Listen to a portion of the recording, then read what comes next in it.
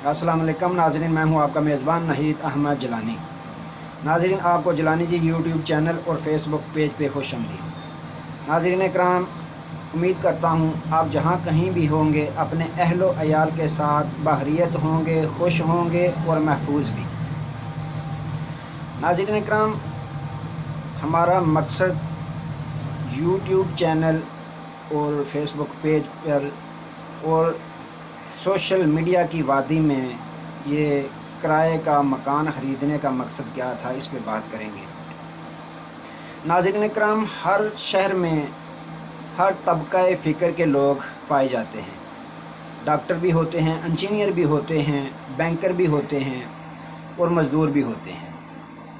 और कुछ लोगों के पास अपने बंगले कोठियाँ होती हैं और कुछ लोगों के पास अपना ज़ाती मकान नहीं होता, वो किराए के मकान में रहते हैं। मेरी मिसाल कोई मज़दूर जो होता है वो जब किराए के मकान में रहता है, अपने घर से खाता है, खाना खाने के बाद मज़दूरी पे चला जाता है, दयानतदारी के साथ वो मज़दूरी करता है।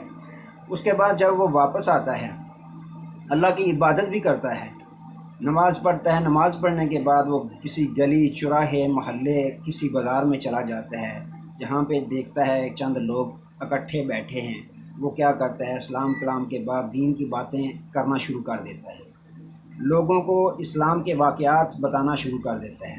और जब नमाज का वक्त होता है तो उनको कहता है कि आइए मेरे साथ, हम मिलकर चलते हैं नमाज अदा करने के लिए।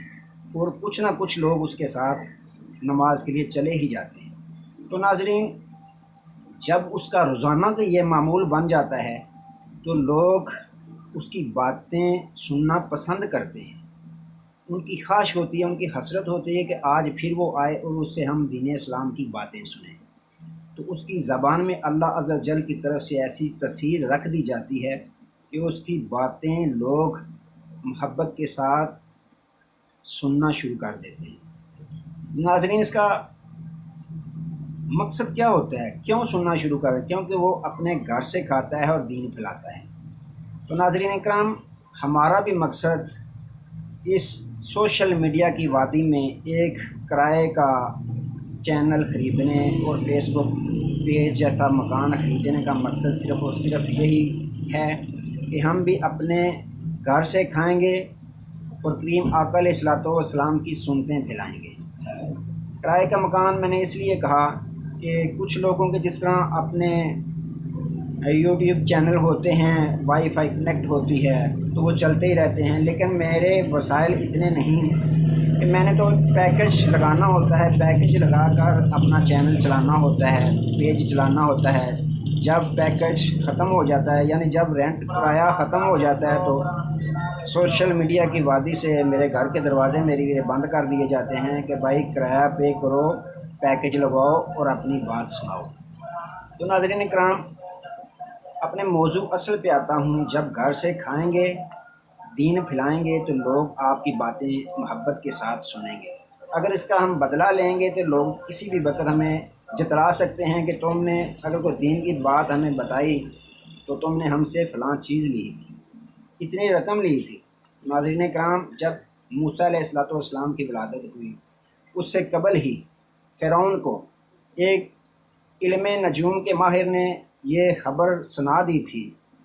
ये डर उसके दिल में डाल दिया था कि तुम्हारी सल्तनत में एक ऐसा बच्चा पैदा होने वाला है जो तुम्हारी सल्तनत की तबाही का बास बनेगा। उसने क्या किया? उसने कमो बेश 70,000 बच्चों को नाहक कत्ल करवा दिया। फिर इसी पे उसको सब्र ना आया, उसने कमो बेश 90,000 औरतों को जो हामला थी उनका हमल गिरवा दिया। अस्तग़फिरुल्लाह। तो नाज़रीन इकराम, जब मूसा अलैहिस्सलाम की विलादत हुई तो अल्लाह अज़्ज़ व जल ने उम्मे मूसा को ये ख़बर पहुँचा दी कि तुम बेफ़िक्र हो, जो परेशान ना हो, मैं तुम्हें तुम्हारा बेटा ज़रूर मिलाऊँगा। तुम इसको बकस तैयार करो लकड़ का और उसमें रख कर दरियाए नील के सुपुर्द कर दो। तो उम्मे मूसा ने वैसा ही किया, एक बक्स तैयार करवाया, उसमें मूसा अलैहिस्सलाम को रखा और दरियाए नील के सुपुर्द कर दिया।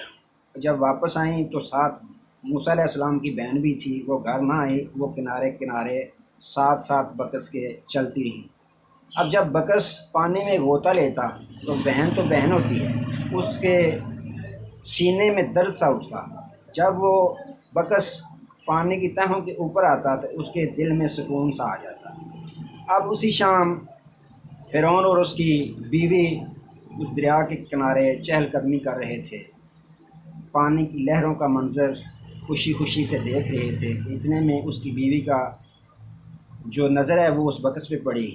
بکس باہر نکلوایا گیا، جب نکالا گیا تو بکس کو کھولا گیا تو کیا دیکھتے ہیں، موسیٰ علیہ السلام مسکرا رہے ہیں۔ سبحان اللہ۔ تو جب اس کی بیوی نے دیکھا تو ان کی کیونکہ اولاد نہیں تھی، تو اس کی بیوی نے کہا کہ ہم اس کو اپنا بیٹا بنا لیں گے، ہو سکتا ہے کہ یہ اللہ تعالیٰ نے ہمارے لیے یہ بھیجا ہو۔ تو اس کے منہ سے یہ الفاظ نکلے کہ یہ بچہ، یہ بیٹا میری آنکھوں کا ٹھنڈک ہے۔ اللہ اکبر۔ ناظرین کرام، جب کوئی نبی علیہ السلام سے محبت کرتا ہے تو اس کی محبت رائے گاہ نہیں جاتی۔ اللہ عز و جل نے بعد میں اس کی فرعون کی بیوی کو ایمان جیسی دولت عطا کی۔ مفسرین کرام فرماتے ہیں کہ اگر اس وقت فرعون بھی یہ جملہ اپنی زبان پہ لے آتا کہ یہ بچہ میری آنکھوں کی ٹھنڈک ہے، تو ہو سکتا ہے اللہ عز و جل اس کو بھی ایمان کی دولت عطا فرما دیتا، لیکن تقدیر کو ایسا منظور نہیں تھا۔ جب باری آئی گائیوں کی دودھ کی تو اللہ عز و جل نے موسیٰ علیہ السلام کو کسی اور عورت کا دودھ پینا حرام کر دیا تھا۔ تو اب سوال یہ بھی پیدا ہوتا ہے آپ کے ذہن میں بھی میرے بھی، اگر نبیوں کو کسی دوسری خاتون کا دودھ پینا جائز نہیں تو ہمارے آقا علیہ الصلوۃ والسلام نے دائے حلیمہ کا دودھ کیسے پیا؟ تو ناظرین کرام، اس کا دودھ جو حلیمہ سعدیہ رضی اللہ تعالیٰ عنہ کا دودھ پی آقا علیہ الصلوۃ والسلام نے پیا، تو اس کا باقاعدہ آپ کے دادا عبد المطلب پورا اس کا صلہ دیا کرتے تھے۔ تو یہاں پہ فرعون کو کون صلہ دیتا؟ اور دوسری بات یہ ہے کہ اللہ عز و جل نے پہلے ہی یہ جواب موسیٰ علیہ السلام کے لیے تیار کر دیا تھا کہ اگر کل کو فرعون یہ بات جتلائے کہ تم میرے گھر میں پلتے رہے ہو تو میری سلطنت کو تباہی کے لیے کرنے کے لیے شروع ہوگے، تو اس کا جواب پہلے ہی تیار تھا کہ میں پلا بے شک تمہارے گھر میں ہی ہوں، لیکن دودھ میں نے اپنی ماں کا ہی پیا ہے۔ سبحان اللہ۔ تو ناظرین کرام، دوسرا مقصد تھا اللہ عز و جل نے موسیٰ علیہ السلام کو اپنی ماں کے ساتھ ملانا تھا۔ تو بات ناظرین کرام وہی آئی کہ جب اگر فرعون جتلاتا تو موسیٰ علیہ السلام کے لیے یہ جواب تھا کہ میں پلا بے شک تمہارے گھر میں ہی ہوں، لیکن دودھ میں نے اپنی ماں کا ہی پیا ہے۔ تو ناظرین کرام، جب اگر ہم بھی اپنے گھر سے کھائیں گے، اپنے گھر سے کھا کر جب دین اسلام کی تبلیغ کریں گے تو لوگوں کے پاس یہ جتلانے کے لیے بات نہیں ہوگی کہ تم نے کون سا فی سبیل اللہ دین اسلام کی تبلیغ کی ہے۔ تم نے اگر کوئی بات بتائی ہے تو اس کا بدلہ لیا ہے، اس کا معاوضہ لیا ہے۔